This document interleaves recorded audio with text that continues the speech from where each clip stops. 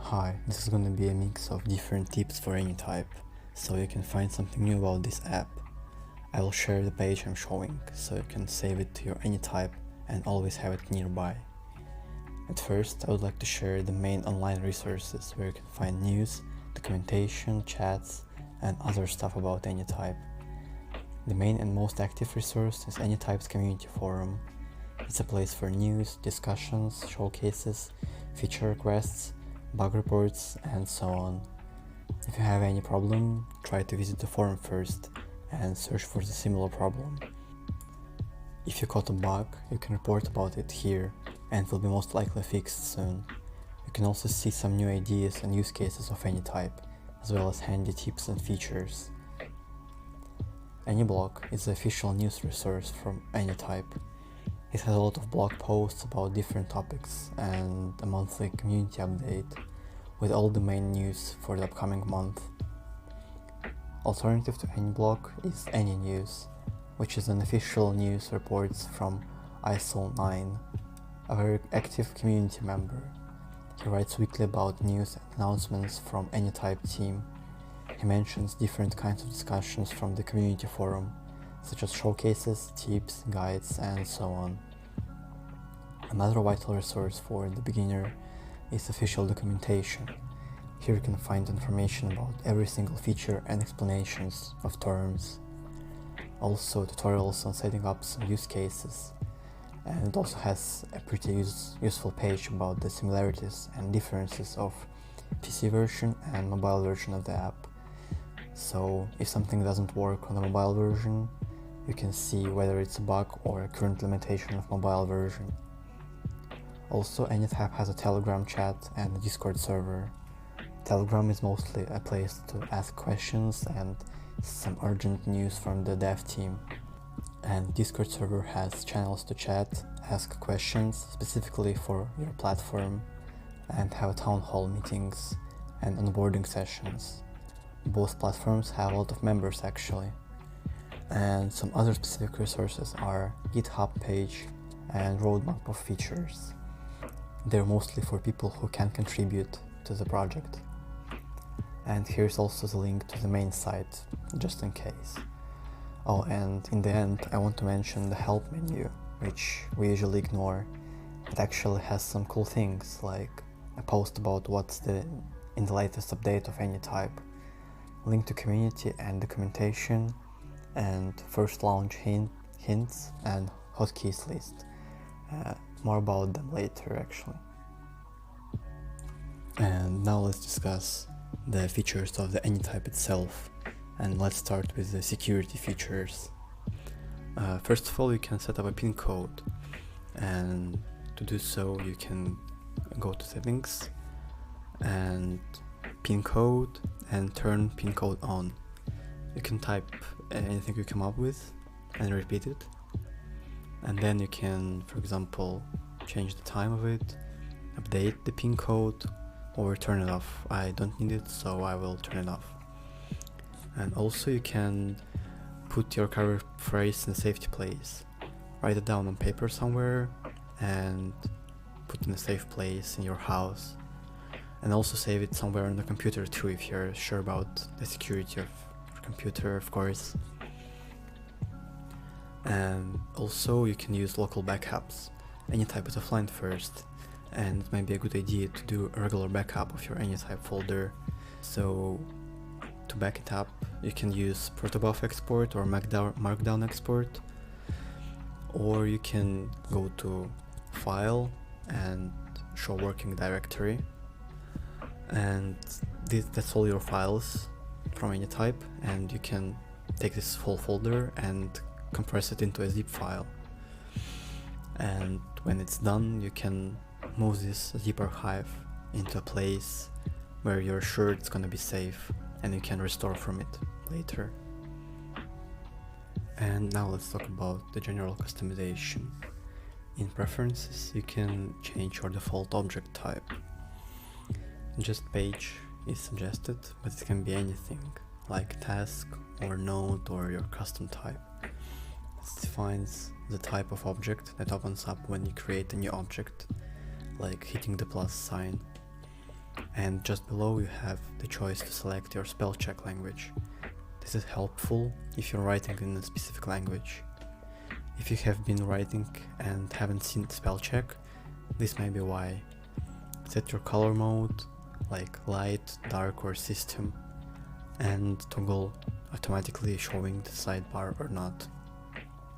And about sidebar actually, it has some different fields like favorites, sets, recents, library and so on.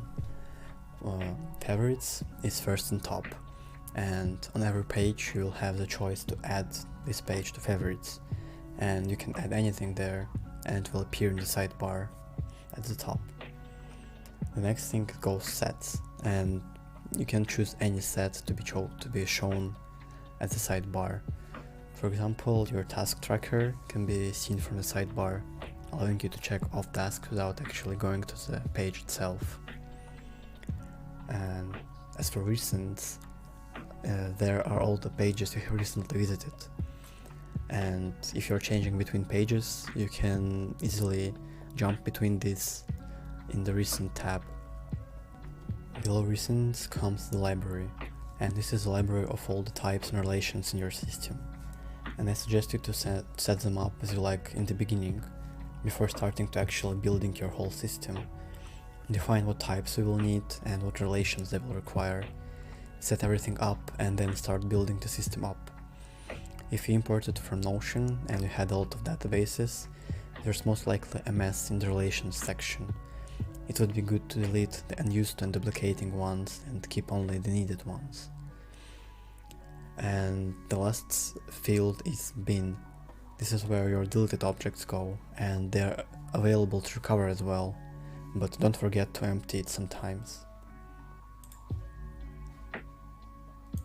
I also have some tips to share about navigation options. First of all, you can navigate in a graph view. On top right of the screen in your graph, you can search and optimize some settings.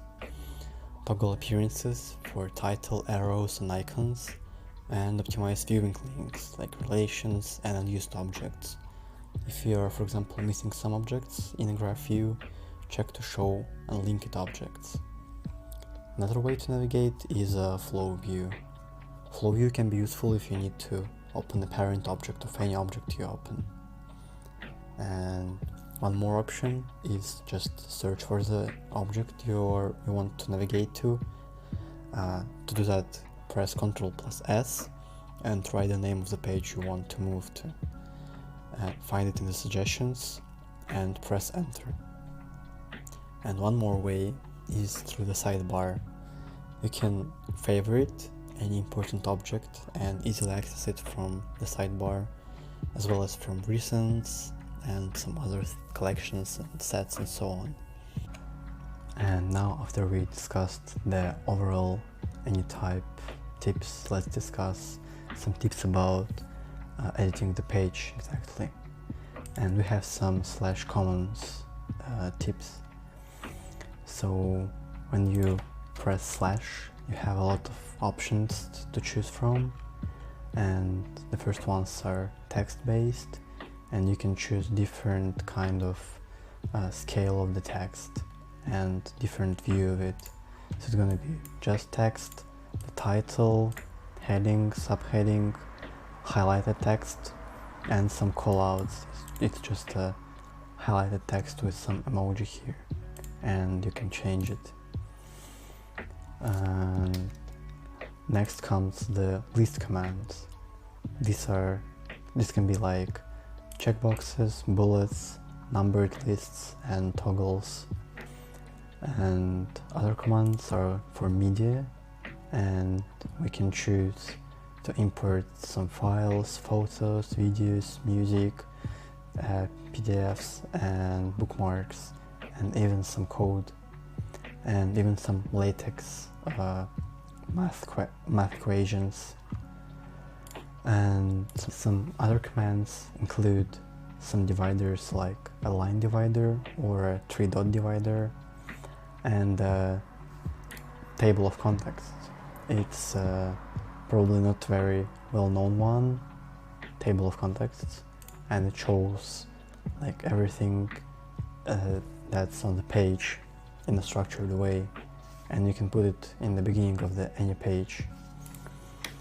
Also, Anytype supports simple tables, and you can make them more, and also some inline collections and inline sets. And finally, /commands have some functions related to relations. So you can, for example, create any object or link to any object, existing one.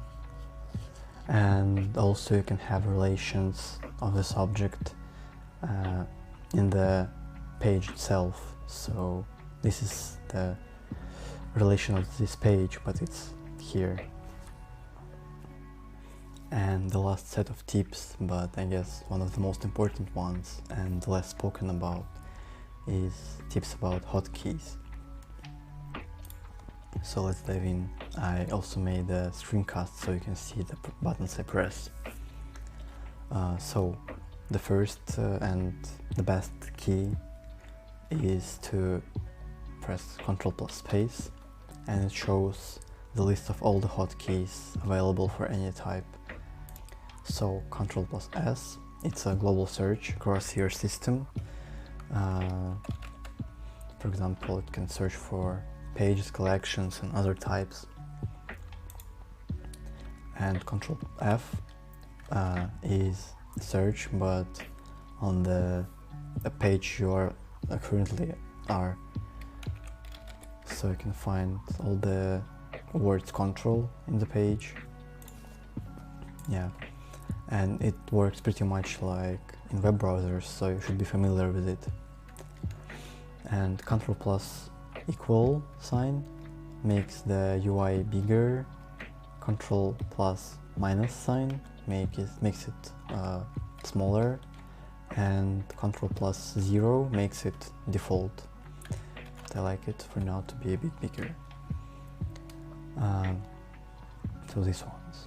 Ctrl+O opens the navigation pane, which is a flow, and Ctrl+Alt+O opens the graph view.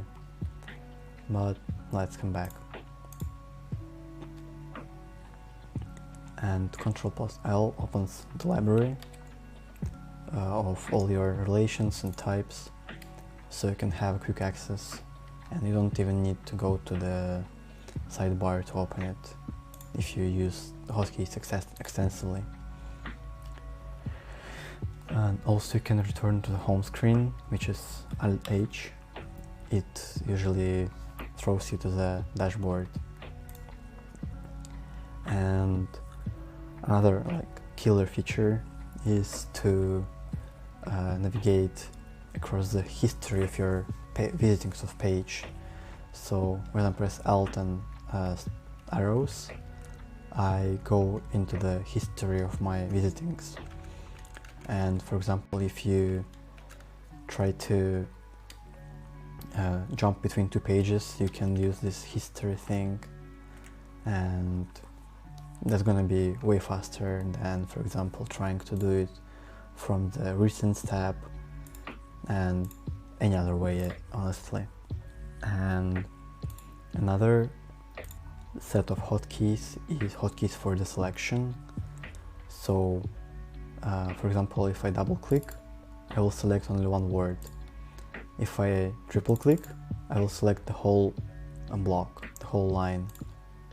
And if I press Ctrl+A, if I'm in the editing of the one block, I will select this whole block. And if I'm on the page, I will select every block in the page. And for example, if I shift plus arrows, I will select the blocks, more and less blocks. And if I, for example, press this block and then shift press another block, it chooses all the blocks in between. I can also make it like that with selection, but this way I guess it's faster. And also you can move select blocks around. So for example, you chose these two blocks, and if you Ctrl Shift, you can move them around, which is also a very good feature. And the last set of hotkeys is hotkeys for blocks. For example, tab and shift tab. I can outdent it, move block to the parent block level, and when I shift tab, it goes back. So I can do it 2 times and make it back. And Ctrl E, I actually was surprised it's actually here. So I can create emojis in the block. So I press Ctrl E and I can choose any emoji here. And continuing with editing the text itself, I can change the text to bold and back, to italic with Ctrl I and back, and underline with Ctrl U and back. And if I applied some color, let's apply some color, like a blue one, and if I press Ctrl Shift C, I will apply the same color as before. And the same goes for the highlight. For example, if I highlight it with green and I Ctrl Shift H, and it also selects the highlight of the same color. Also, I can make not the word, but maybe the whole text.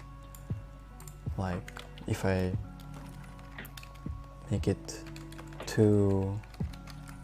like that, it becomes bold from the beginning to the end. And if I keep the one of them, it should become italic. And when I make 2 tildes, it becomes strike through.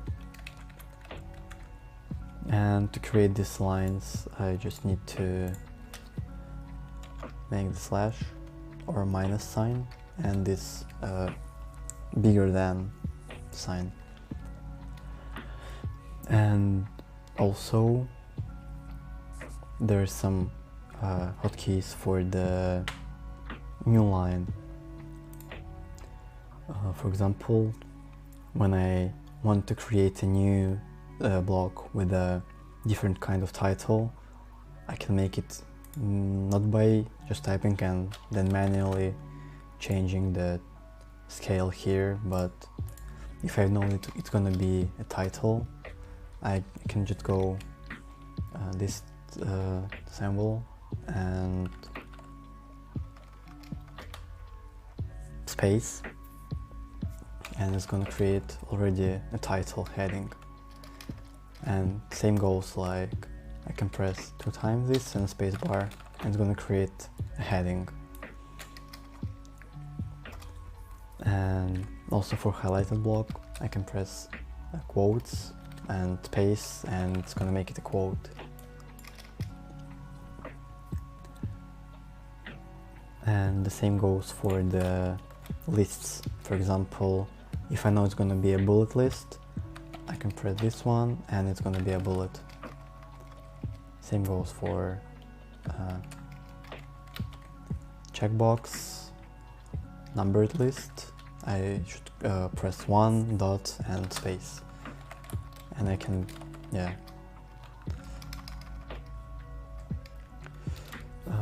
and same goes for the toggle. I create a more than symbol, and here's the toggle. And also the same key hotkeys can be recreated with not these symbols, but with the words H1, H2, H3. So H1 is title, H2 is heading, H3 is subheading, and so on. And same goes for to do, bullet, toggle, and numbered. And honestly, this way for me looks more convenient, because you don't have to remember the number of the symbols and some symbols here, so it's just more convenient, and it's like that in most other programs. And also you can create new objects of different types. Like if you create page it will create a page. Or if we will create a task, it will create an object with a type task. And if you created some custom types, it will use them too. Like I have a custom type called companies. Yeah, and I can create an object called with a company type. And that's it mostly about the hotkeys. Definitely go check all of them out, because you might find something new for you, which will save you a huge ton of time. And that's it for the tips for today. Bye.